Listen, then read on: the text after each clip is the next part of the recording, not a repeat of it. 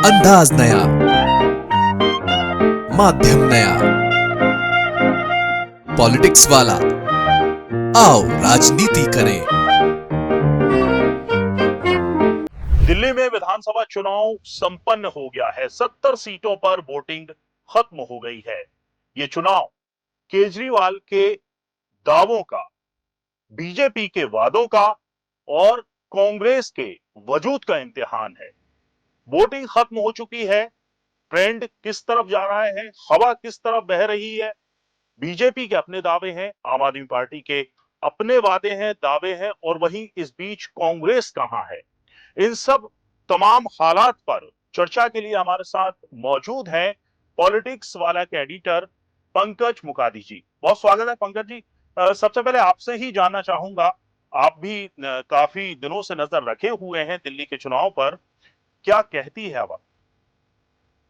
देखिए, हवा जो मतलब शुरुआती दौर में चुनाव के दिखाई दे रही थी कि जी आम आदमी पार्टी वापस वैसी ही बनी रहेगी जैसी कि पुराने दौर में थी। लेकिन धीरे धीरे जैसे चुनाव आगे बढ़ा, जी अभी इस वक्त ऐसा दिखाई नहीं देता कि आम आदमी पार्टी अपनी पुरानी जो साख थी उसको बरकरार रख पाएगी या सरकार में वापस लौट पाएगी। जी इसके लिए उतना आसान दिखाई नहीं दे रहा जितना हम शुरुआती दौर में मान के चल रहे थे जी कि अरविंद केजरीवाल का करिश्मा बरकरार है। जी पंकज जी, क्या यहाँ भी ये माने हैं कि जिस तरह के हालात हरियाणा में थे, जिस तरह के हालात अगर कहें कि मध्य प्रदेश में भी थे, कि जहां पर बीजेपी बैक दिखाई दे रही थी कि यहाँ पर हरियाणा में वापसी नहीं करेगी और मध्य प्रदेश में भी नहीं करेगी, लेकिन दोनों ही जगह माइक्रो मैनेजमेंट के जरिए बीजेपी ने वापसी की, तो क्या ऐसा दिल्ली में हो सकता है कि सरकार पलट दे और बीजेपी सरकार बनाए? जी बिल्कुल, पिछले ये 2 चुनावों का आपने बिल्कुल सही ज़िक्र किया राशिद कि हरियाणा और मध्य प्रदेश जी दोनों में ये दिखाई दे रहा था कि कांग्रेस जी पूरी तरह से सरकार बना लेगी और बीजेपी की स्थिति ठीक नहीं है।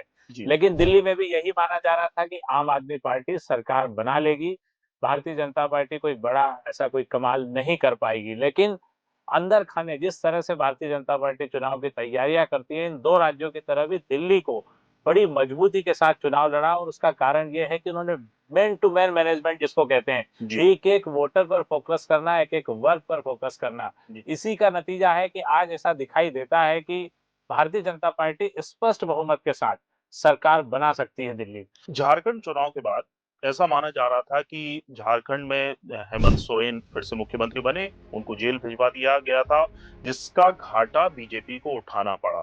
ऐसा ही कुछ पहले कयास लगाए जा रहे थे कि केजरीवाल को जेल भिजवाने का जो है घाटा, वो बीजेपी को उठाना पड़ेगा, लेकिन ऐसा दिखाई नहीं दे रहा। उसकी वजह क्या है? देखिए, झारखंड और दिल्ली की तुलना बिल्कुल नहीं की जा सकती। झारखंड एक अलग तरह का राज्य है, वो आदिवासी राज्य है और जी जहाँ पर ये माना जा रहा है कि बिल्कुल ठीक है, इमोशनल उसके कार्ड के तहत जी अरविंद केजरीवाल के प्रति भी दिल्ली की सहानुभूति होगी। अरविंद केजरीवाल, मनीष सिसोदिया और जी सत्येंद्र जैन को जेल भेजे जाने से जी आम आदमी पार्टी के प्रति लोगों की प्रति एक सहानुभूति होगी, लेकिन ऐसा दिल्ली में संभव नहीं है। हम्म, झारखंड में इसलिए संभव था कि हम्म, हेमंत सोरेन जो हैं, उनके पिता शिबू सोरेन और उसके बाद आदिवासी बेल्ट और उस परिवार के साथ लोगों की एक अपनापन जुड़ा हुआ है। लेकिन दिल्ली एक अलग तरह की बसाहट है, यहाँ की बड़ी जनसंख्या फ्लोटिंग जनसंख्या जिसको हम कहते हैं कि जी इधर से उधर आती जाती है और उसका हम्म, अपना एक सोच है। और आप मेट्रोज में और झारखंड जैसे राज्यों में अंतर को समझिए कि मेट्रो में उस तरह के इमोशनल कनेक्ट, उस तरह की सहानुभूति नहीं होती। लोगों के अंदर एक प्रैक्टिकल अप्रोच होता है और जब उस समय शुरू में लगता था कि भारतीय जनता पार्टी ने अरविंद केजरीवाल को जेल भेजकर अपने पैरों पर कुल्हाड़ी मार ली है, लेकिन अब ऐसा लगता है कि भारतीय जनता पार्टी ने पूरे तरीके के साथ उसका जो माइक्रो मैनेजमेंट है, जो दूरदर्शिता के साथ चीज़ों को देखती है। और एक बड़ी अच्छी बात हमेशा कही जाती है कि भारतीय जनता पार्टी 24 घंटे, सातों दिन एक चुनाव खत्म होने चुनावी के मोड बाद में। दूसरे चुनाव में लग जाती है। वैसा ही दिया और ऐसा लगता है कि उनके 3 बड़े नेताओं के जेल जाने से दिल्ली के जनता में अरविंद केजरीवाल के साथ आम आदमी पार्टी का चार्म भी उतरा। इसके अलावा जो बड़ा नुकसान आम आदमी पार्टी को हुआ है, मनीष सिसोदिया के जेल जाने से स्कूल वाली जो व्यवस्था है जिसको जी बार-बार आम आदमी पार्टी बताती है कि हमारे स्कूल बेहतर हैं, जी वो खराब हुई है। सत्येंद्र जैन के जेल जाने के बाद जो मोहल्ला क्लिनिक है वो व्यवस्थाएँ भी गड़बड़ाई है और अरविंद केजरीवाल के जेल जाने से एक साख का संकट भी पैदा हुआ है और सारी मतलब आप देखिए सारा पॉलिटिकल सीन आम आदमी पार्टी का चरमरा गया है। उसके जो संगठन है उसकी भी दिक्कत हुई है और आतिशी के मुख्यमंत्री बनने के बाद हम्म, और मुश्किल हुई है। अभी ताजा ढंग से आप देखेंगे इसको तो 8 विधायकों ने आम आदमी के पार्टी के 8 विधायकों ने भारतीय जनता पार्टी ज्वाइन कर ली 2 दिन पहले, यानी प्रचार खत्म होने के कुछ घंटे पहले। ये पहले से तय होगा, ये 10 दिन पहले भी ऐसा कर सकते थे। तो अगर ऐसा होता 10 दिन पहले तो अरविंद केजरीवाल को एक मौका मिलता संभलने का, लेकिन भाजपा ने उन्हें यहाँ भी संभलने का मौका नहीं दिया। वोटिंग के 48-50 घंटे पहले 8 विधायक आम आदमी पार्टी के पार्टी छोड़ के भाजपा में जाते हैं। और ये मान के चलिए कि एक विधायक अपने साथ अच्छे खासे वोट लेकर जाता है और इसका कोई काउंटर अरविंद केजरीवाल कर ही नहीं पाए।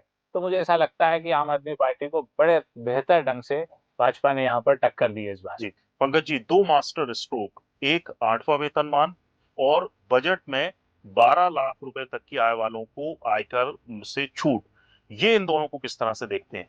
देखिए, बिल्कुल निश्चित तौर पर आम आदमी पार्टी का जो वोटर रहा है वो मिडिल क्लास रहा है और कांग्रेस का जो एक बड़ा वोटर वर्ग था वो आम आदमी पार्टी के पास था।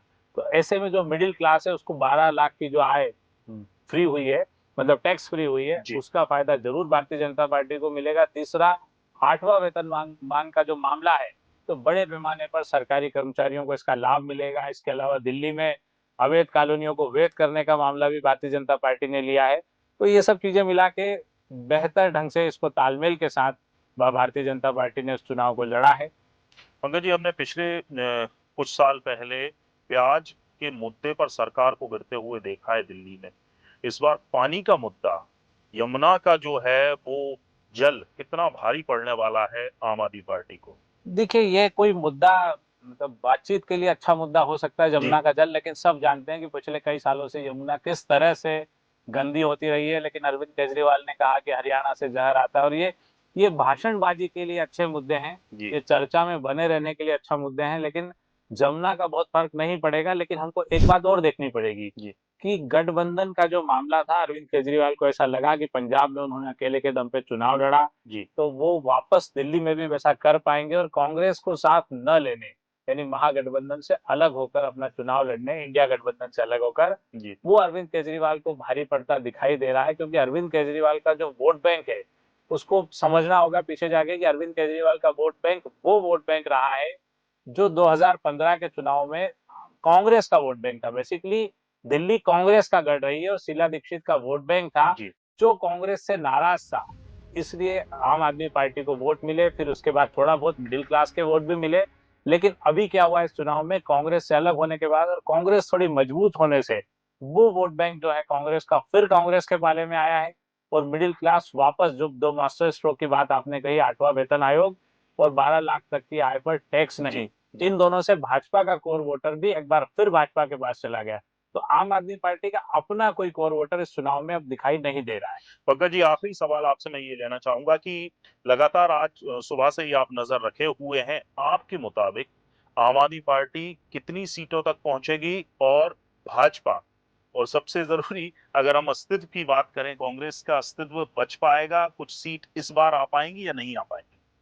देखिए, इस चुनाव के पूरे आकलन को देखते हैं तो सबसे ज्यादा मुश्किल में इस समय खुद मुख्यमंत्री अरविंद केजरीवाल, मनीष सिसोदिया दिखाई दे रहे हैं। बड़ी नेक टू नेक फाइट है। अरविंद केजरीवाल जो सीधा जीत सकते थे वो मुश्किल में है, तो आप समझ लीजिए कि पूरी पार्टी भी किस कदर मुश्किल में होगी। संदीप दीक्षित ने बेहतर चुनाव लड़ा है। संदीप दीक्षित क्योंकि कांग्रेस से हैं, तो आप कांग्रेस का भी पूरा सीन देख सकते हैं। कांग्रेस सीट के मामले में बहुत मुश्किल 2 से 4 सीट ला पाएगी, लेकिन कांग्रेस ने कम से कम 15 सीटों पर आम आदमी पार्टी को नुकसान पहुंचाया है, जिसका नुकसान अरविंद केजरीवाल झेलेंगे। और मुझे ऐसा लगता है कि स्पष्ट तौर पर 35 से 40 सीट भारतीय जनता पार्टी लेके इस चुनाव में आ सकती है और आम आदमी पार्टी वही 25 सीट के आसपास अपना सिमट सकती है, 25-27 सीट, और बाकी 3 या 4 सीट कांग्रेस के खाते में जा सकती है। जी, बहुत बहुत शुक्रिया पंकज जी, इन तमाम चर्चा करने के लिए, दिल्ली विधानसभा चुनाव पर वो मुद्दे भी बताने के लिए कि कौन से मुद्दे इसमें हावी रहे, किन वजहों से जो आम आदमी पार्टी है वो पहले जो आगे थी अब वो पिछड़ती हुई दिख रही है, और किस तरह से बीजेपी ने माइक्रो मैनेजमेंट के जरिए इस चुनाव में अब वो फ्रंट फुट पर है, और ऐसा मान ले कि जो नतीजे हैं वो भी बहुत पॉजिटिव बीजेपी के फेवर में आएंगे। बहुत बहुत शुक्रिया। वीडियो पसंद आया हो तो लाइक कीजिए, शेयर कीजिए और हमारे चैनल पॉलिटिक्स वाला को सब्सक्राइब जरूर कीजिए। शुक्रिया।